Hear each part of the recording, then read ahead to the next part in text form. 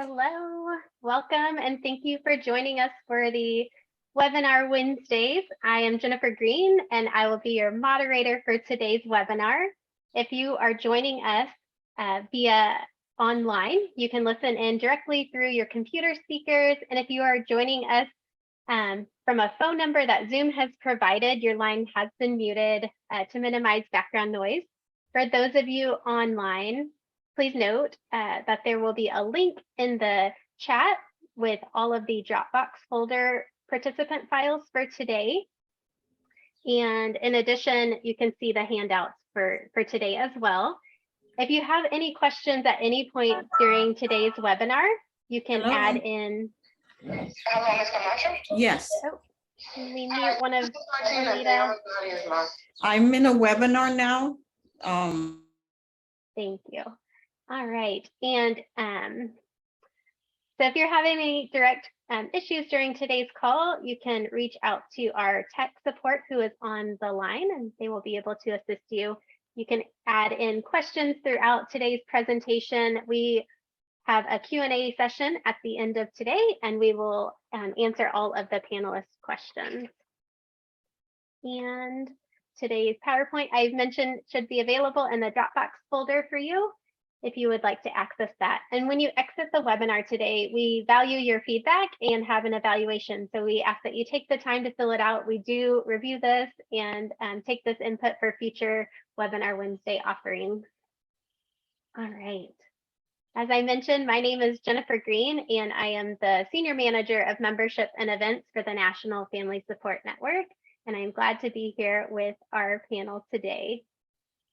So to kick us off, we're going to begin with a couple polls. And so if you can take a second, there's going to be a poll that pops up on your screen. We want to know, where are you joining us from? So take a look at the map. Are you joining us from the Northeast, the South, Midwest, West, or Canada? Pick one of those options.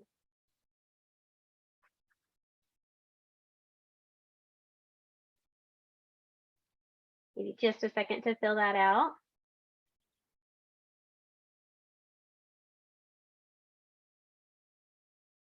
Great. And let's see, where is everybody joining us from today? I see someone responded in the chat. Thank you so much. But look at the polls here. We can share the results and let everybody know, where is everyone joining us from.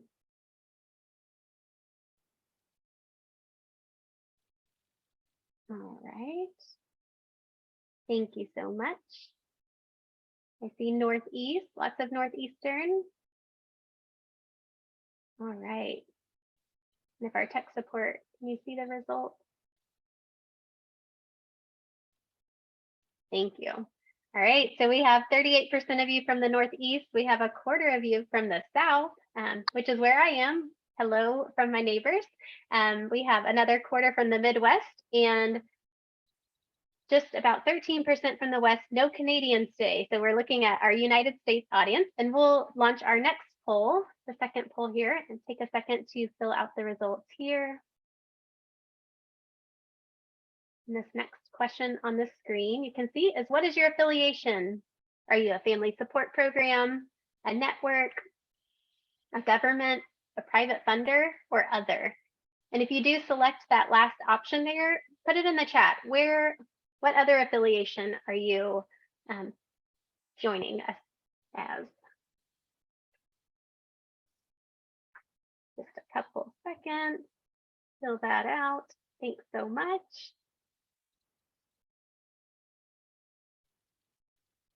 All right, we can close that poll, and if you can share the results. Thank you. All right, half of you represent family support programs. We have just shy of a quarter representing either network or government, and a handful of other representatives. So thank you guys for adding the information there. I see education. I see a school district with us.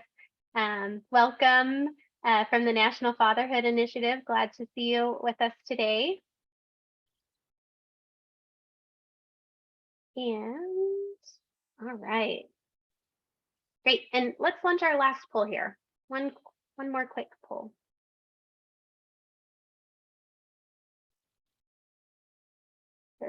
last question is, which level do you work at? Are you a policy level, systems level, management level, or program level? And again, other, if you can please add in the chat your response.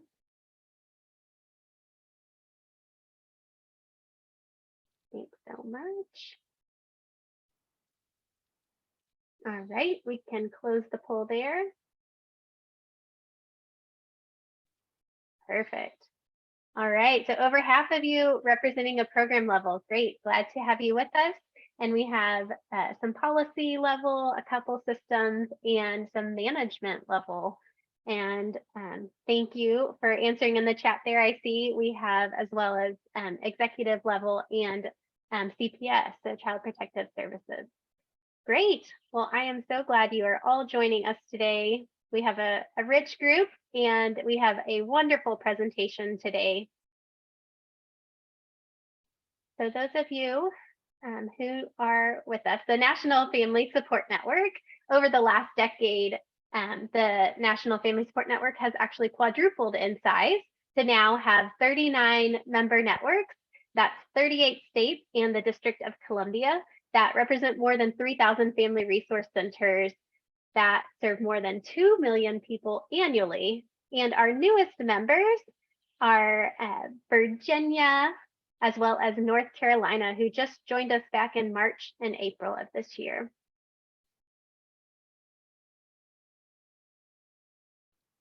So the mission of the National Family Support Network is to promote positive outcomes for all children, families, and communities by leveraging the collective impact of state networks and championing quality family support and strengthening practices and policies. And the vision of the National Family Support Network is that map that you just saw would be fully green, that all families will have access to quality family support services in their communities provided by family resource centers that are supported by strong networks. So a quick overview of our agenda for today's webinar. We are going through our introductions. I'll give a high-level understanding of family resource center networks. And then we have a panel joining us today to share the New York City's Family Enrichment Centers. And we'll close out with some National Family Support Network resources and opportunities. And as I mentioned before, an evaluation that we appreciate you taking the time to fill out. So family resource centers have emerged organically across the country, yet their existence is still largely under the radar as what we call America's best kept secret. And generally, people have heard about them and they think they are the best thing since sliced bread, or they just haven't heard about them. And a family resource center is a community or school-based welcoming hub of support services and opportunities that are designed for families to be strong and successful. And the top image here on this slide is from a community-based family resource center in Vermont. And the bottom one is a school-based family resource center in Kentucky. So those are family resource centers. And now looking one level up, we talk about how family resource centers are connected. So not only have cities, counties, states hit upon the value of FRCs, but they also hit upon the value of networking them together. And so having that coordinated effort and being able to implement that collective impact. And some of the most common functions that we see for family resource center networks are listed here on the screen. This research study came from the Robert Wood Foundation. This is data represented from a national study of that we worked with the Omni Institute, a research institute in Colorado on. And we've seen that these are 4 of the common functions. So increasing the connectedness, coordination, cooperation, and collaboration amongst members, as well as providing training and technical assistance. And this could be on the standards of quality, as well as other topics that are in alignment and needed. There also, some networks do work on advocacy, policy, and legislation. And this last point here is providing and maintaining a shared data tracking system. And so we've seen this being able to resource the family resource centers and pull in together that data to then help produce better outcomes for families. And when we talk about family resource center networks, we categorize them in a couple different ways. So the first way we categorize is by stages of network development. And so for an emerging phase here, this is that 0 to 3 mark. Networks are just getting started. They've come together. They're figuring out who's at the table, what are they going to focus on, and then they transition into an evolving phase. This is that 3 to 5 year mark. They're further developing. They may hire a contract or a first staff member.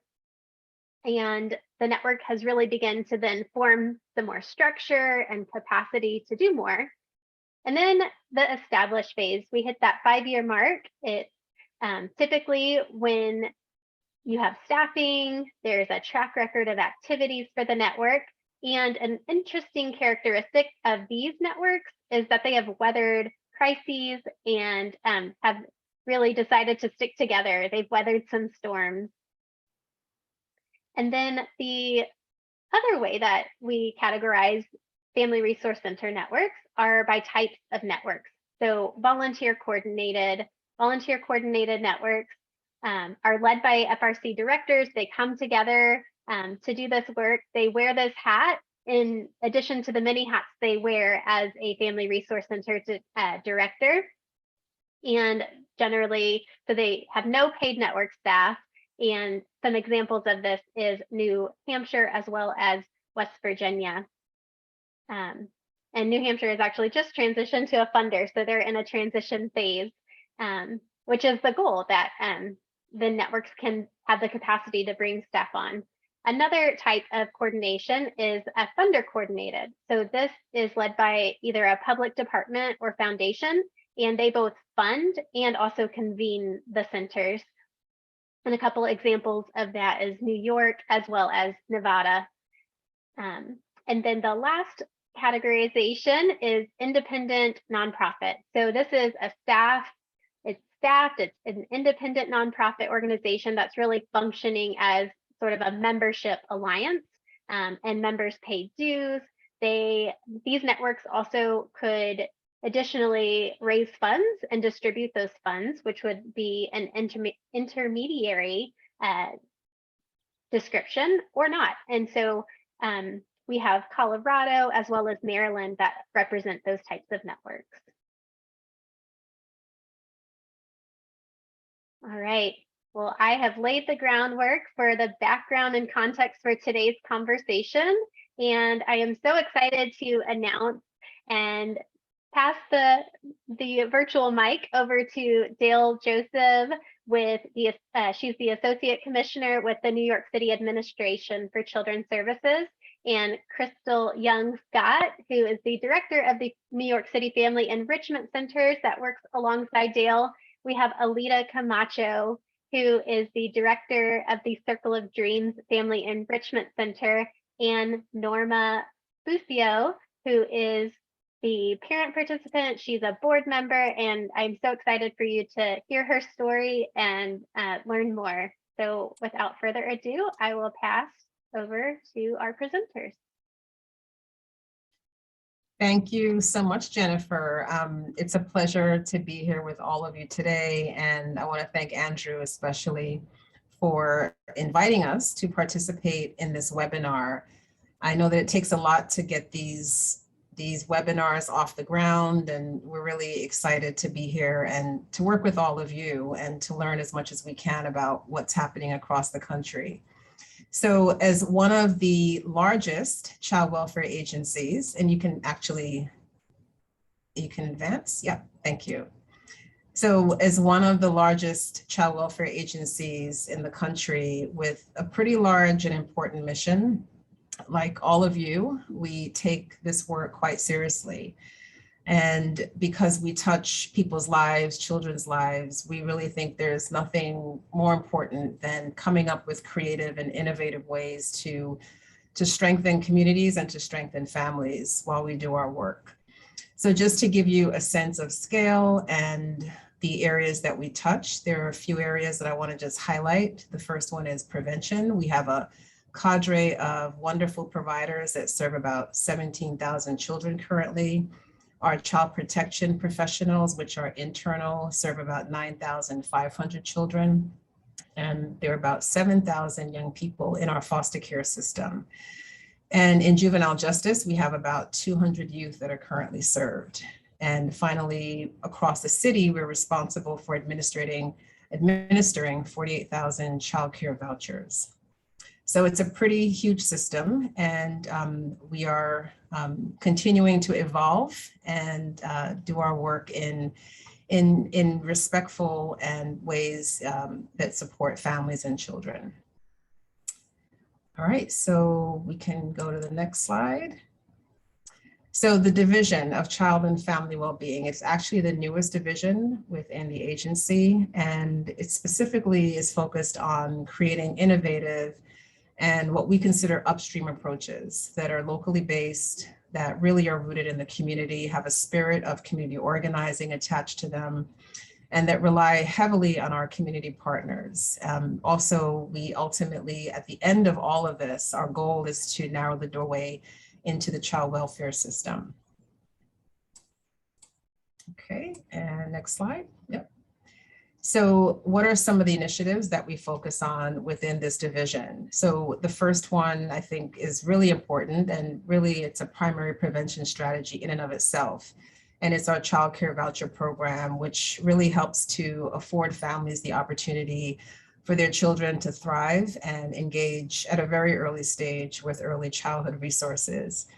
The second is child safety and injury prevention, and that's a relatively new office and has expanded its reach more recently, focusing on informing the community of the numerous ways in which we can help keep children and youth safe and out of harm's way. The third one is the FECs, the Family Enrichment Centers, which we're here to focus on today. And then the last is something that ACS has invested in over the last close to 15 years. And it's really the cornerstone of our investment in communities, making sure that providers have a space, a place to plan, coordinate, make referrals across their systems, and that they do that in alignment with three things. One is collective impact, two is within an equity framework, and three is within the context of a 2-gen approach. So we have a lot that's under this umbrella called child and family well-being, and it's exciting work, it's new work, it's innovative work, and something that we're quite proud of here at ACS. All right, so we'll talk a little bit about, you can go to the next one. So talking about the context in which the Family Enrichment Centers operate. So, you know, we've got a national audience here, and I'm sure quite a few large cities, you know, there's a challenge and an opportunity in providing this kind of innovative resource in a city that is so diverse. But it's no secret that New York City is densely populated, quite large, with over 8 million people, and diversity in many ways: language, race, culture, economic diversity, to name a few. And so the community members that participate in the FEC are as diverse as the city is. So, you know, they, like all of us, have hopes and dreams for themselves, for their children. And as a child welfare system, we really believe that each child and their family deserves the opportunity to have accessibility to the supports that they need, when they need it, how they need it, and that those resources and connections be available in their communities that really help them to be the best they can be on their terms without our interference. All right, so the next slide. So there's a photo here on the screen, and it really, I think, depicts what the FECs are all about. This is actually the Hunts Point, Bronx FEC called Our Place. So for us, this really demonstrates why we created the FECs, why we are investing in communities in this way. So what I see is strength, I see collaboration, I see joy, and obviously families. So we began with these three providers in these three neighborhoods. And Alita will talk a little bit, as well as Norma, about what's happening in the Hunts Point FEC. But essentially what they've done is they've exceeded our expectations. And clearly they've exceeded the numerical targets that we set, very modestly set early on, of about 1,000 individuals in the first year. And they really continue to be true co-designers with the community as well as with us, ACS. So if you walk into an FEC, and I would encourage all of you to take a visit the next time you're here, you'll see that there's no requirement. You don't have to sign in, you don't have to give your name. And that's really because as a system, we as a system at ACS, but also the providers that we partner with, believe that all families and individuals do have a right to access support and connections in a way that doesn't mandate them to do anything, but enables them to connect in ways that work for them. They don't have to be part of an overly structured or case management process to be part of an FEC. Anyone can walk in, it's free of charge, and it's just a place that is full of all that you see in that picture. We also believe that a local approach that the community controls really honors their culture, their privacy, and most importantly, their dignity. And then thirdly, we believe that when the community co-designs around the protective factors, we see that it can truly promote child and family well-being.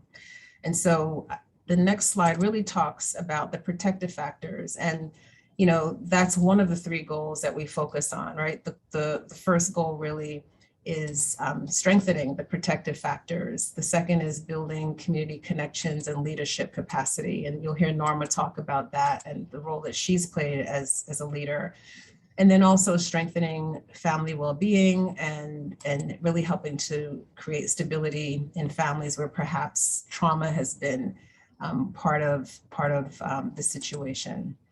But I also want to just talk a little bit about the protective factors, and we'll get into that in more detail. But for those of you who aren't connected to that framework, you think about the strength of parents and communities and things that occur that promote healthy child development and well-being as being core to the protective factors.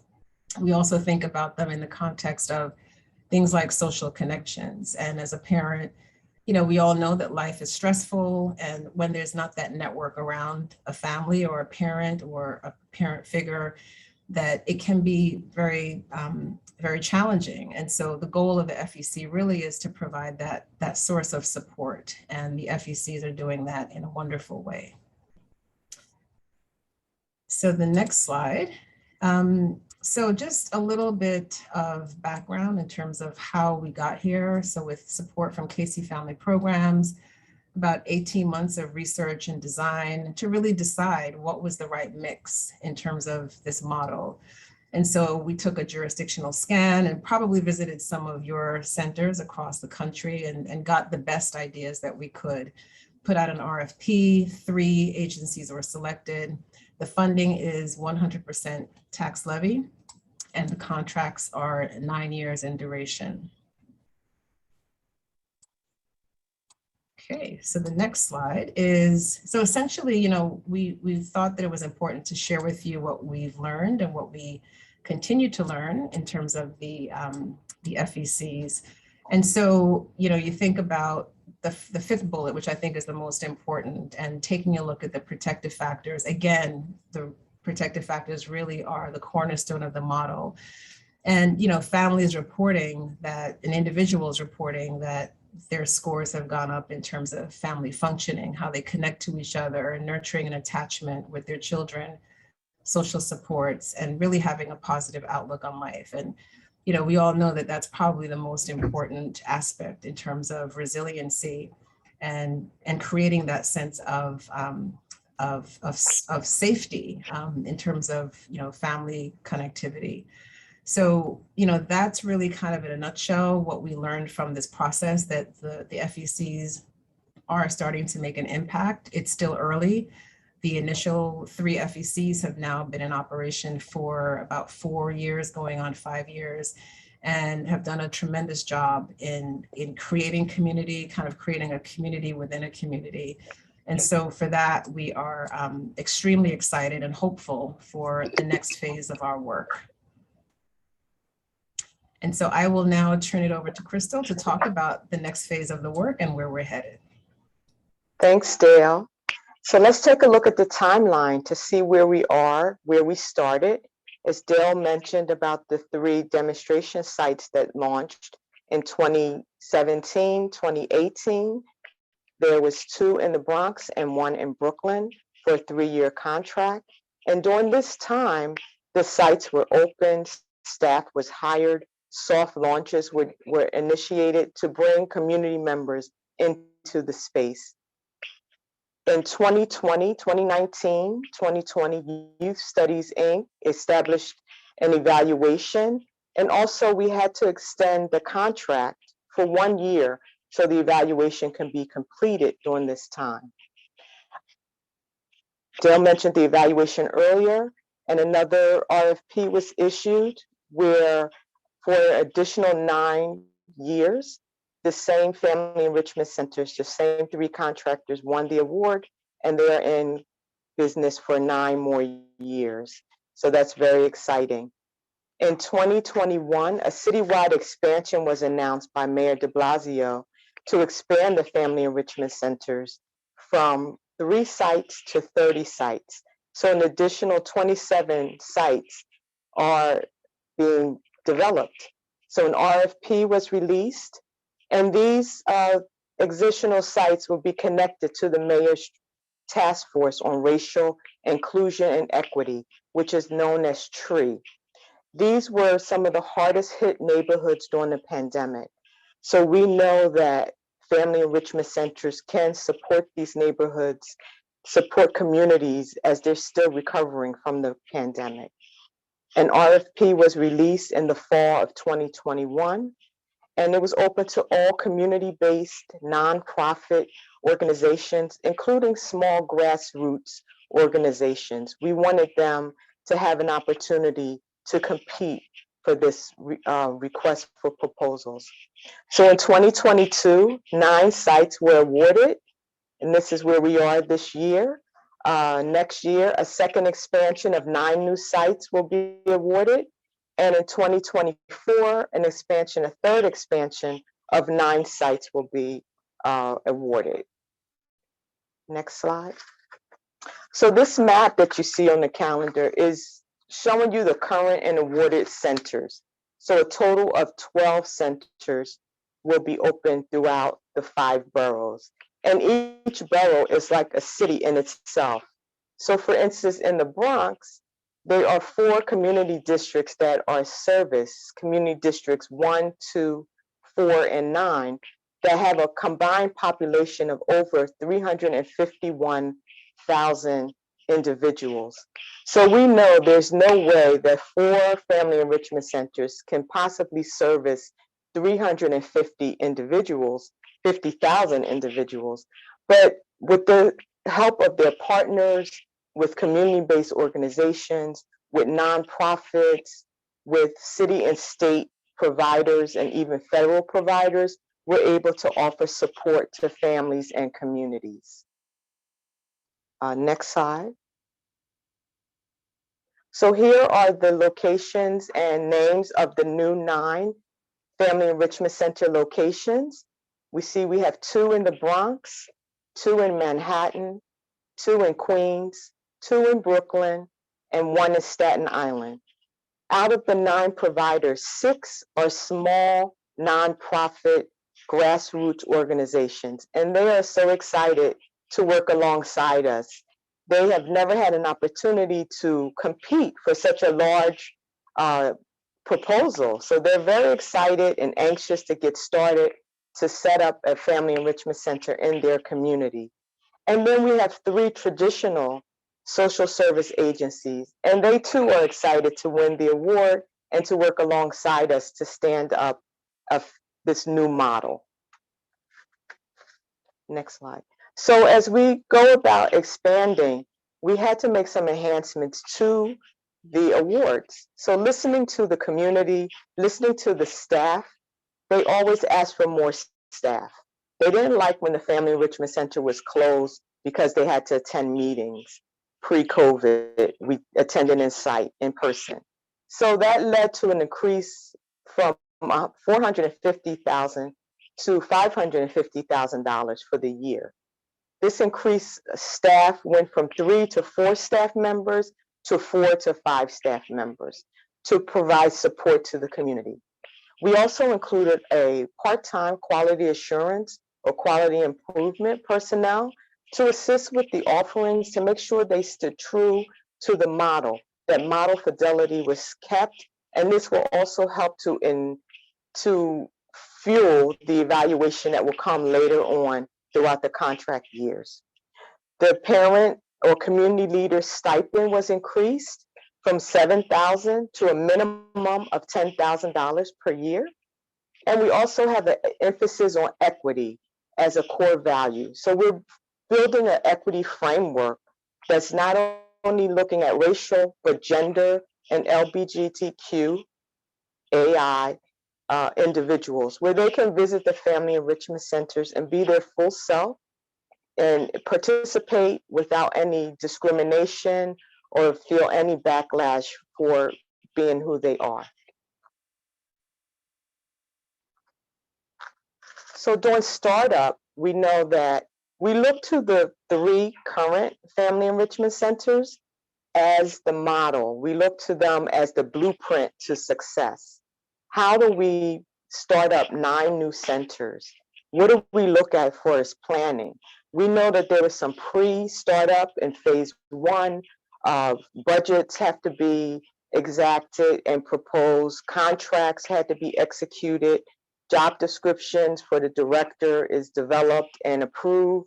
Site selection with community engagement is also part of the startup. And then that goes into year 1, where we will provide training with different consultants. We're looking at Be Strong Families for the co-parent cafes, which is a tool for community engagement. We will be training the new sites on protective factors, on appreciative inquiry with Rutgers University.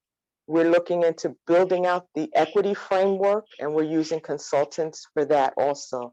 We, the same as the first 3 family enrichment centers, they were trained in the fall.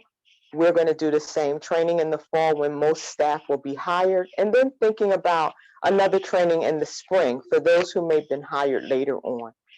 The implementation is ongoing, so we want to help them build a partnership with their community to develop monitoring and evaluation processes.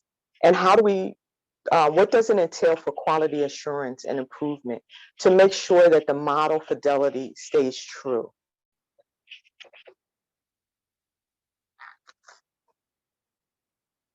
So we're going to go into the video. There's a video that's 4 minutes long that will give you a glimpse of the Family Enrichment Center, the life of what happens in the center.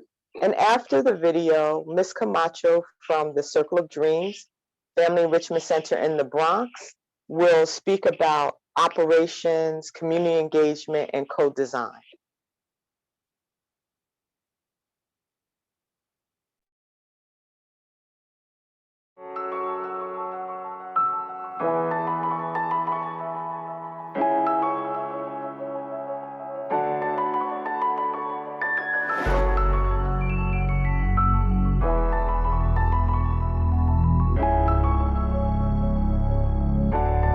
I'm Latisse Lane. I am the program director here at the Crib, which stands for Community Resources in Brooklyn. My name is Emily Lopez, and I am the director of Our Place, Organizing to be United and Resilient here in Hunts Point, Longwood. My name is Alita Camacho, and I'm the director of Circle of Dreams.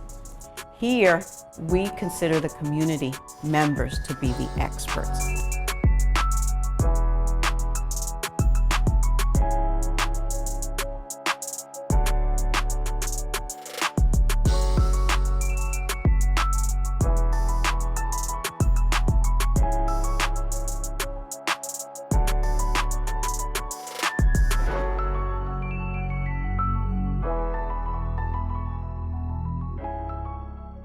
The FEC, or the Family Enrichment Center's model, is to encourage families coming together to support one another.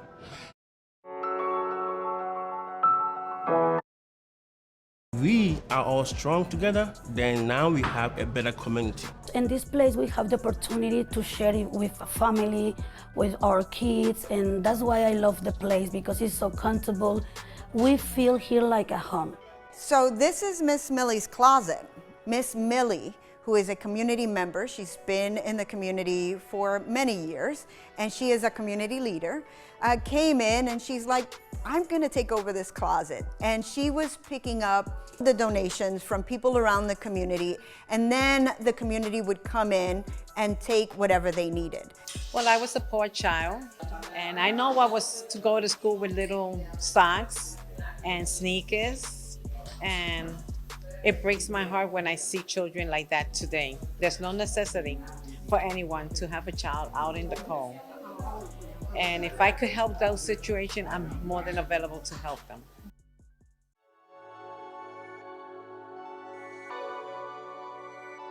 At first, I was like, I didn't know what it was. So I was just like, okay, what is she talking about? And the Parent Cafe is small questions led by community members or parents, and they sit and they talk about a topic. What to do when your 14-year-old wants to wear makeup? How do you deal with dating? And during these discussions, we see that parents and community members become closer. It forms community amongst the community members. They are led and hosted by each other versus a professional who says, this is what parenting looks like. Parent Cafes, there's always a full meal, as well as there's food to take home for the family. This is like a whole bonding experience. This is networking on a parental level.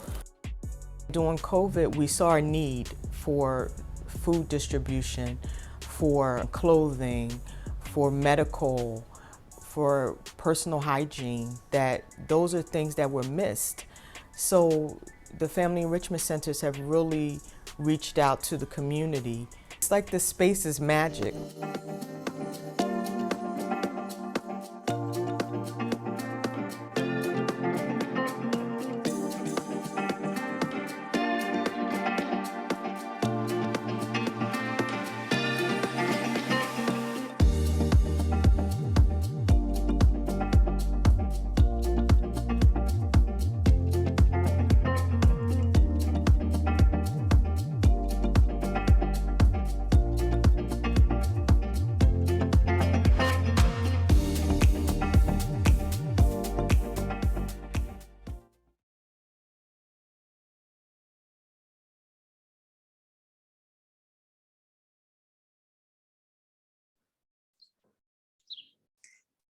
Hello, everyone.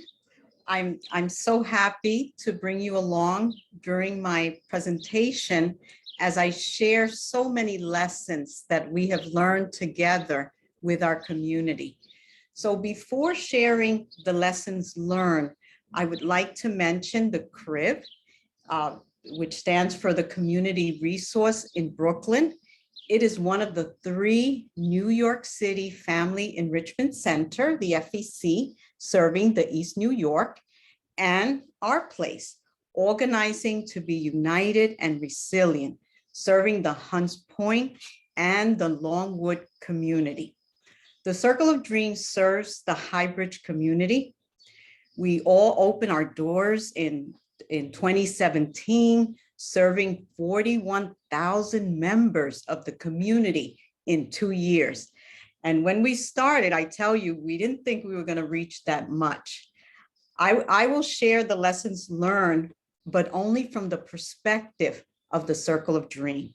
Circle of Dream has 3 employees, a community liaison, Addie, who's in the audience, and a family advocate, Nicholas, who is with us today, and myself. Our bilingual and multicultural staff have firsthand knowledge of the needs and the concerns of our communities. ACS has awarded the FECs additional funds, and we will then be hiring a 4th staff. Our staff has the cultural understanding and sensitivity of the Highbridge community. We believe that this is a crucial component of the success of the center. To begin our center, we got a team together of community members that were very instrumental in helping us select a location. Through tabling, through community outreach, the community selected our name, the Circle of Dream. This is also how we met Norma. She came in talking about the well-being of children. She's going to be presenting after me. ACS was not involved in the decision. All the decisions that were made were all community driven. If we could please turn to slide 18. So in 4 years, we have learned and we also have discovered opportunities. We have learned that community members will be deeply influenced by their interaction with other Circle of Dream members, no matter what the offering is at the center. There's always going to be a reminder that connections are indispensable and of great importance. The impact makes it worthwhile for all the Circle of Dreams community members. I'm going to take a moment to describe two terms that are often used at the FECs. And one of them is co-design. Co-design is about designing with the community members and not for. Co-design is about challenging the imbalance of power held by groups of people who have historically made important decisions about their lives. So often with minimal or no involvement, the community members, as we know, have suffered a great consequence because of it. So when you co-design, it is the community that drives what happens, not us, right, as the expert that tell the community what should be happening. The other term is offerings. So when you're nurturing a community is more than just connecting with other people. It is also nurturing a sense of place and belonging. And in doing so, you connect others with other community members, and therefore community building is more than just activities. It is co-designing offerings that community members have built on or choose not to engage in. So all the offerings that are available in the center, members can join in whenever they want, or they don't even have, they can leave whenever they want. It is available because the offering is something that they're going to get something out of it because it has been designed by fellow community members.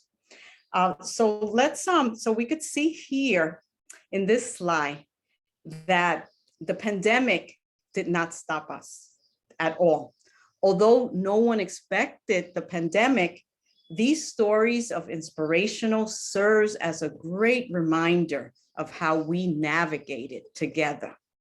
We do not make decisions for community members with lived experience. Instead, we make decisions with the community members with the lived experience. So, you know, sort of like trying to remember that it's even difficult for community members who often are used to being told what is it that they need to do.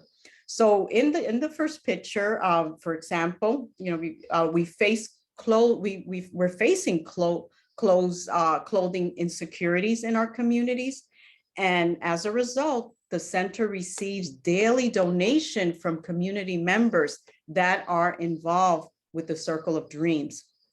And in one co-designing session, the community members were aware of the family's financial burden and concern that some seniors in high school were likely not to attend their own prom in order to save money. So the community members got together, they organized an event, and they offered new prom dresses to 91 high school seniors. Some dresses had a price tag of over $200.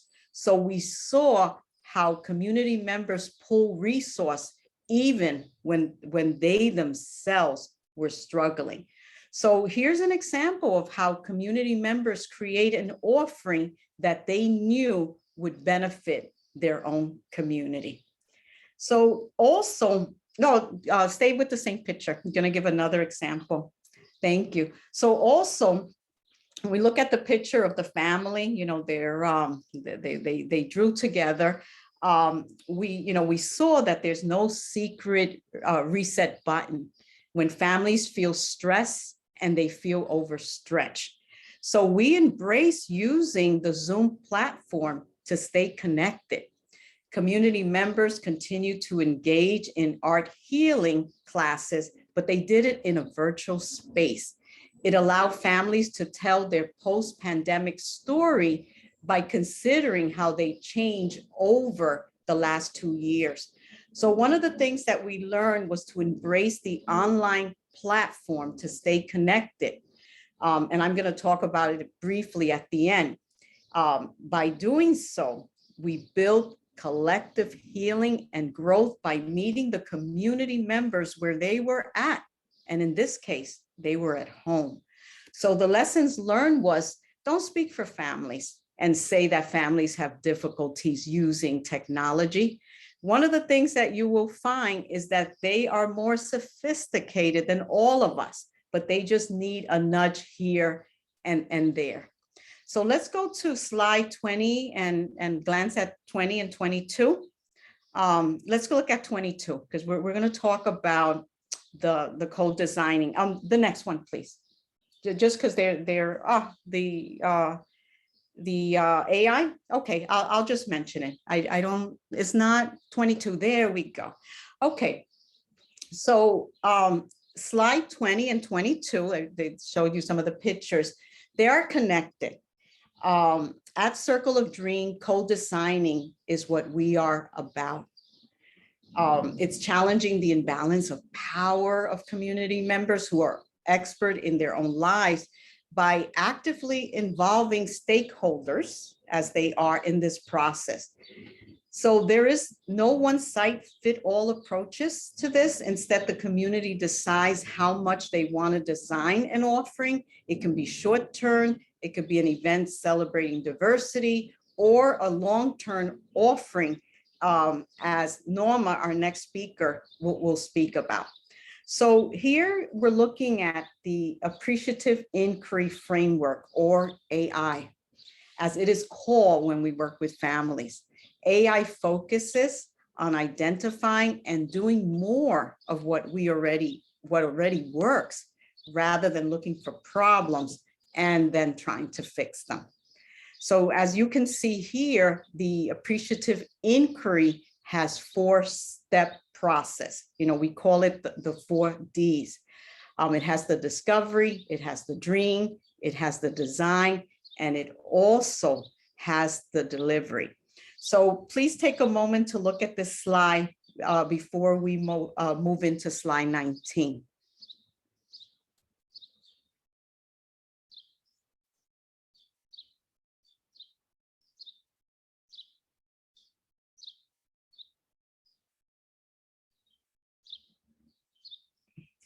Okay, so here we are. As it says on the top, it requires real participation. So in this slide, you're looking at diverse community members who have gone past the dream process and are in the design phases. In this group, the first photo, you're going to look at youth and adult with lived experience, having the opportunity to co-design with a wider pool of information that each person looks at a solution that may not have been work for them. And by doing this, it reduces the need to have to redesign. So even though this is such a great process that you don't have to redesign because you didn't get it the first time, it does present challenges. And one of the challenge is that many of our community members do not have enough time in their day to co-design. They have competing needs that are driven by working 2 or 3 jobs, raising family members, or attending school. So it is a challenge to bring people in so that we could receive their resources, their skills, and collect their feedback. So one of the lessons that we learn is that when we are able to, we offer small stipends. You'll be surprised how a $20 gift card or a gift card to a local supermarket shows how a center values the contribution of a community member. Let's go to slide 20. So here we have offerings that the community have co-designed. The pantry next door had a shortage of helpers. How do we know that? The lines were long. They were 2 blocks long. So community members joined force to support distribution. And we brought to the corner of our center food for the community. This provided support to community partners and helped address food insecurity in our community. So while the pantry was giving out their food, we also gave out food as well. And it reduced, and in some ways it helped to reduce the line, because sometimes people don't want everything that's going to be given in the pantry, but they still have to stay online. So when we talk about diversity, we can do it through food, diversity, all these international food that are served, or we can do it through a workshop. However, in the situation where you're seeing in one of the photos, when you wear the clothes of someone from another country, this is where genuine connection occurs. So in this picture, someone who's from Saudi Arabia dressed someone from another country. This was a unique offering, and this was a real connection. The middle, one of the slides with the family, we can see that we are all concerned with gun violence and racial inequality. And although we don't live so close to where the hate crime occur in the Buffalo supermarket or the shooting in Texas, it sent shockwaves to our Highbridge community. The community co-design, they marched to demonstrate against gun violence in our community. And also our community members also were involved in creating a Black Lives Matter march. So we have learned that co-designing these opportunities helped shift the discourse in these political terrains, right? Where community members often feel that they have no control. We have learned that the movement is evolving. It is not just a moment, it is an accumulation. And the movement builds on a change that they often cannot address as individuals. So co-designing events raise awareness. You can see about the sexual assault. Community members, created Den Square that spoke of the importance of this issue. So let's turn to slide 21. So here we have the importance of using social media. Another lesson is to remove as many barriers as possible and make the information as fluid as possible for all eyes. So community members envision a digital engagement so that we could all remain present. We accelerated the engagement of community members with the digital tools such as Club Express. Club Express, you may want to look it up, helped us to build a website in minutes. We also use Instagram and other social medias, and this has helped us to provide digital solution through the experience of being in control, families feeling in control by gathering the information when needed. So one of the things that the community members taught us, that they don't want to depend on a monthly physical calendar to know what is happening in the center. the community member doesn't want to go to the center or even call to ask about an offering or an event, they can find out about an offering using social media to see what is occurring. So let's move to the next slide. I'm going to briefly mention it, and of course Norma will elaborate. This is, the Parent Cafe. It was mentioned early. This is a place where people connect, converse, and also transform. We are guided, as was mentioned, by the Be Strong Family Parent Cafe program. It is nationally recognized as a peer-to-peer learning process to help children feel safe and families to feel strong.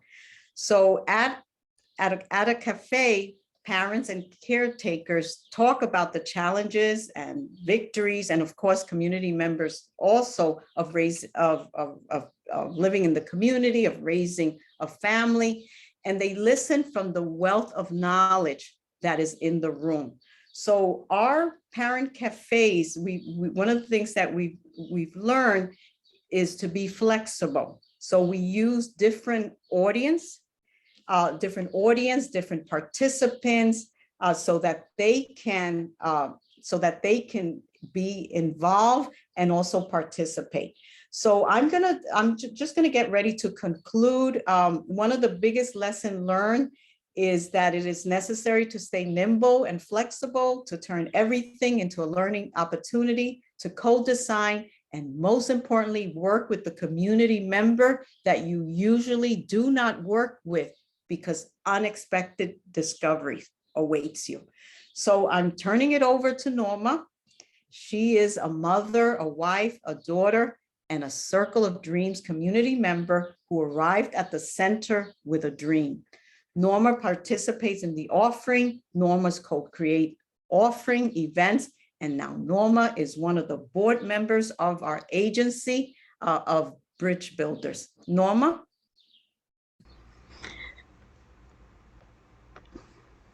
Thank you, Mrs. Camacho.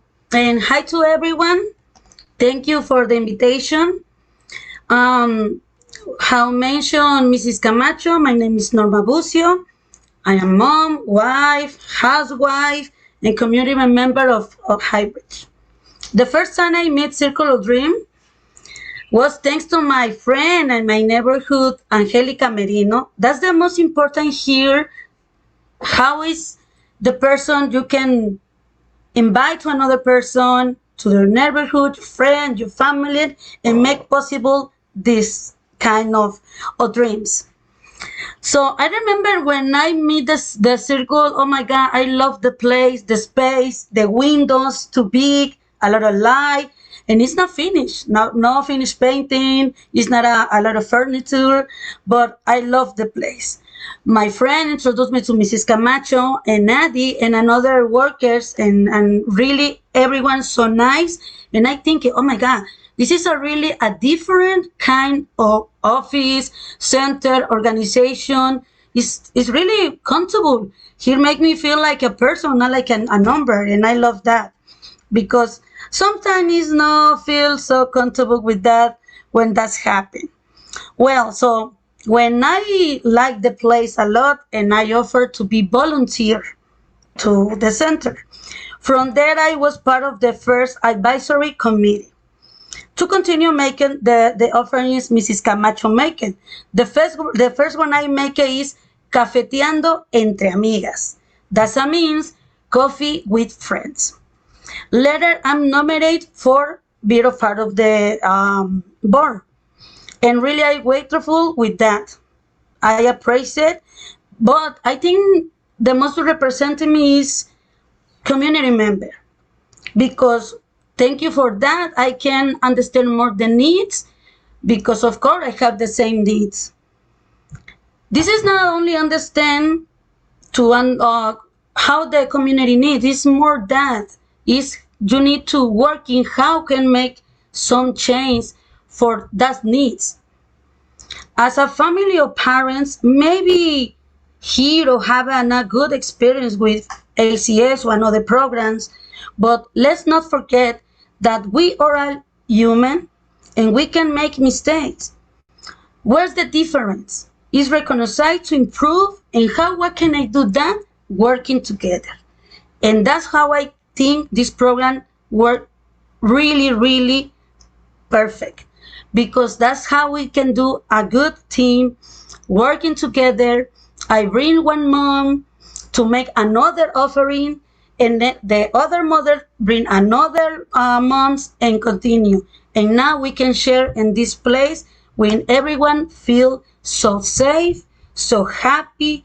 We can forget about a little bit, maybe a lot of problems, the marriage problems, and we can share the friends problems, women's.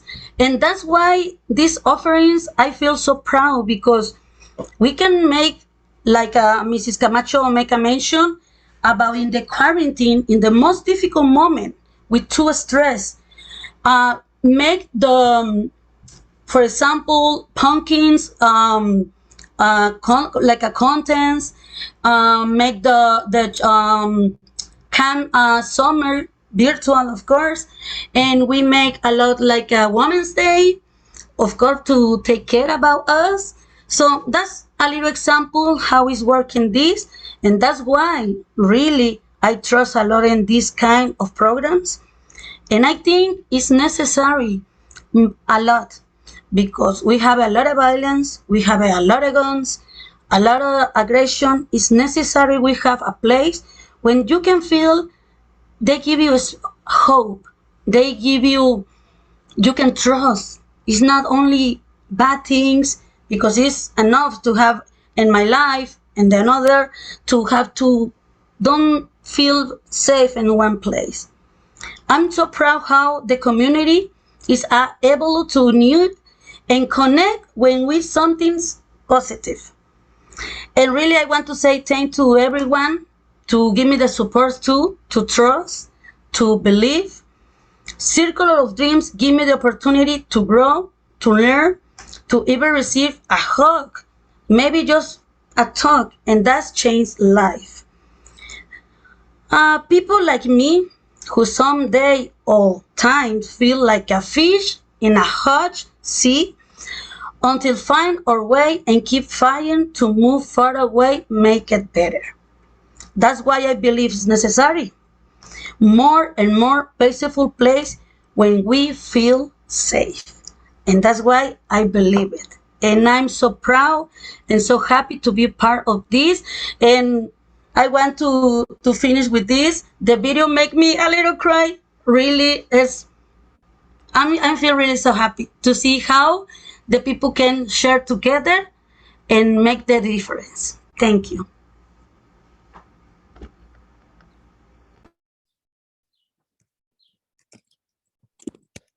Great. Thank you, Norma. And I know that we are close to the end time.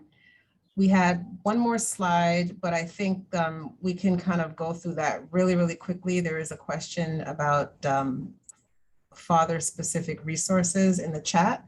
So just to wrap up, thank you so much, Norma, Alita, Crystal. I think, these reflections really are a combination of ACS's reflections as well as the FEC's reflections and lessons learned. I think the one I want to highlight is remaining flexible and open to the process as it unfolds, and being open to whatever the work ends up looking like. We started off with a framework, we knew what we wanted to achieve, but ultimately the way in which it came about was based on what the community decided. So we are extremely happy with the way in which it's been unfolding. There's so much more to come with the new sites, and we're very excited and look forward to sharing that with all of you eventually. So I know there is a question about, is there a plan to provide FEC clients with father-specific resources? I assume everyone can see this, so I won't read it out. But essentially, folks who attend FECs are not clients, they are community members. And I think any of the FEC staff and members will tell you that. It's not a service model. And so if a fatherhood resource is needed or desired, that would be something that happens as a result of the community meeting with the FEC staff and coming up with the idea and making it happen. So that's really the way it works. It's very simple. I know that there's a lot of fatherhood work happening in the FECs, and I think if Alita, you or Norma would like to speak to the fatherhood work that you're doing, I think that would be great. You know what, Norma wants to add something, but I did put it in the chat that we do have a men's group and a men's event is scheduled for this month. Great, thank you. And that came from the community, it didn't come from you, right? That's the lesson, I think, in all of this. Absolutely, yes. Yeah. All right, so I don't know, Jennifer, if there are any additional questions that I can't see. I don't see any additional questions. I just saw the one come through there, and thank you for asking that question there. I listed the contact information as well here on the slide. So if you have, I'll go back to that slide for a minute. If you want to reach out to any of the presenters here, and you can follow up with them with any of your questions as well. That's all I have there. Any other questions, you can pop into the questions panel, and we can also follow up after the webinar. Thank you all for your comments in the chat as well. And is there anything else, Dale? Nothing from me. I'll leave it to my co-presenters to have any final words. I just wanted to add that as we work with the new 9 providers, that I'm reminded to be patient with them.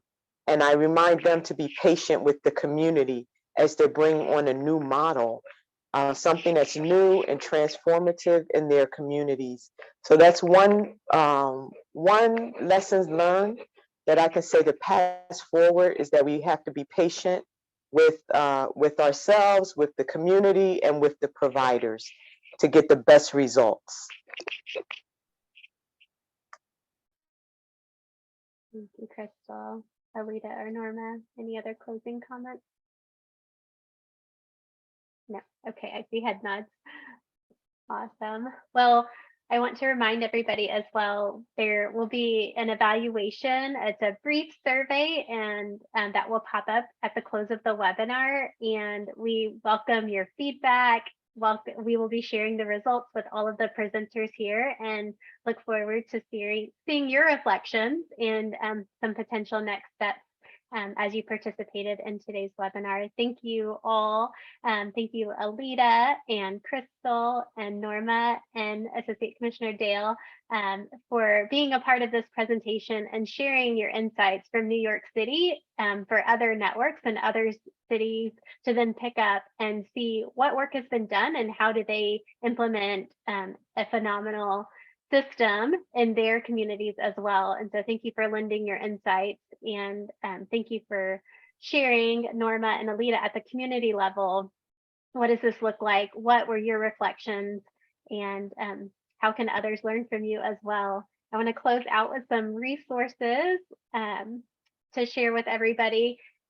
The National Family Support Network has webinar Wednesdays as you're participating in today's. Our next webinar coming up will be on June 15th with Uncovering America's Best Kept Secrets. This will look at family resource centers, family resource center networks, and share a deep dive into that work. You got a high level overview today. And then at the beginning of July, we'll have the Supporting Families Through Best Practice, where we'll give you an overview of the standards of quality for family strengthening and support, and learn more about those there. You can check out our website to get access to register for those events. Check out the Webinar Wednesdays tab on our website. And we also offer standard certification trainings every 4th Thursday and Friday of each month. And those are open trainings you're welcome to access. You can check out the link on our website as well. Check out the certification training page on the website. You can also see if there are offerings within your state there as well. So we have many trainers across the nation who can facilitate this training. So check out the website, see if there's trainers in your area, contact us if you have any questions. I also wanted to share the Developing and Sustaining Effective Parent Advisory Committees training. This training is it's unique in the sense that it is for staff. So it's staff focused. It's co-trained with a national parent leader, and you get to glean from her insights and learn how can you develop a strong parent advisory committee within your organization. These are offered every fourth Tuesday and Wednesday of each month. So you can see the upcoming dates there. Check out the website for more information under the trainings tab, and look forward to hearing from you on that. We also have the National Family Support Network co-host the Together for Families conference. This event is a biannual event that will take place in October of this year. We co-host along with the Center for the Study of Social Policy, as well as Families Canada. And this is really the big tent conference of family support, best practices, and policies. And so check out the website togetherforfamilies.org. Early bird registration is live. Get your seat, get in early, make sure you have a place at the table. There will be wonderful connections. It is virtual, so you don't need to go anywhere. There's no travel expenses. And so I encourage you to check out the website, learn more about all of the wonderful tracks and networking opportunities available there. We also have on our website a various plethora of NFSN resources. So we have like you can see on the screen, the Alabama snapshot. These are member network snapshots that you can have access to that are available. You can learn what does the New York network look like. You've heard the story, but you can also look at the other 38 member networks as well and learn about what is happening, as well as access to the standards of quality. We have network continua that you can access to learn how to implement and strengthen your network. And we also offer a variety of services. So facilitating connections to some of our member networks, to all of our member networks. We can present for key stakeholders and anybody interested in investing and learning more about family resource centers, also exploring network development and providing trainings like I had mentioned before. This is my contact information. You can reach me at any time. My phone number is there as well. And I am so honored that you all chose this afternoon to spend with us and learn from the New York City Family Enrichment Centers and the wonderful work that is happening on the East Coast. And there is, like I mentioned, a next steps evaluation survey that will pop up on your screen. Feel free to fill up the chat. Let the presenters know today how wonderful today's presentation was, and fill out the survey to let us know what are your next steps, what are you doing next based on this conversation. And so we look forward to reading those and hearing from you, and we hope you have a wonderful rest of your Wednesday and have a great week. Bye. Thank you. Bye.